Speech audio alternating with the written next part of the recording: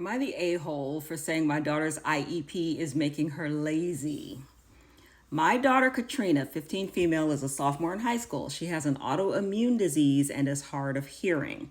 She almost failed all of her classes last year and was given an IEP in March. The school lets her get away with anything now.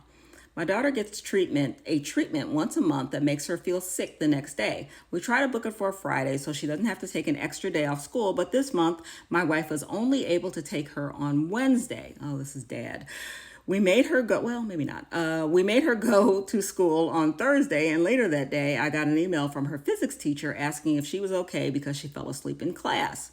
When I got home from work, I asked my daughter why she fell asleep in class, and she said she was tired and didn't feel well. She said it wasn't a big deal and that she only missed notes. I tried telling her taking notes is how she learns, but she said it doesn't matter and that she has the teacher's notes. Then I looked at her homework and saw half the problems crossed out. She said her case manager said she didn't have to do them. So my kid fell asleep in class, and instead of getting in trouble, she gets rewarded with the teacher's notes and half her problems crossed out. I went to my wife and said that I don't want our daughter to have this IEP anymore because it's making her lazy. My wife said she needs it and called me a jackass for wanting to get rid of the IEP.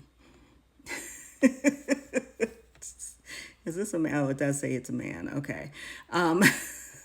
In my experience as a special education advocate, the dads are, a lot of the dads, not every dad, are in denial about their child's disability.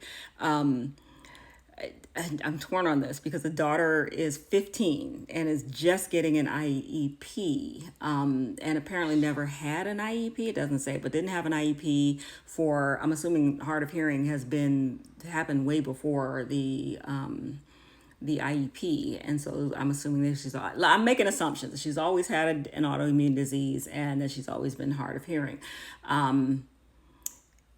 Yeah, I can see where the dad wants his daughter to be responsible for the work, especially. I wonder how she got to, I have a lot of questions. I would ask how she got to 15 without an IEP.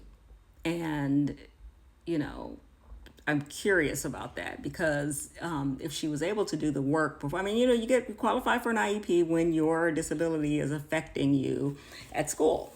And so obviously that's why they gave her the IEP, but I question whether or not they were giving her accommodations before then, or it doesn't sound like she's getting any specially designed instruction. So maybe it's more like a 504 instead of an IEP. I don't know. I'm never really wanting to call a parent out for not understanding the needs of the child. I might, if I were the mother, I wouldn't call him a jackass, but I would say, well, let's see if we can figure out how to structure the IEP so that on days after she has her treatment, she doesn't have to get any work done, or she has extra time to complete the work, or things like that. That's probably where I would go with this one. But I don't like the way the dad's kind of talking about the kid either. So I don't know. I never read the responses. Maybe I'll read the responses on this one. Lovely to know what you guys think.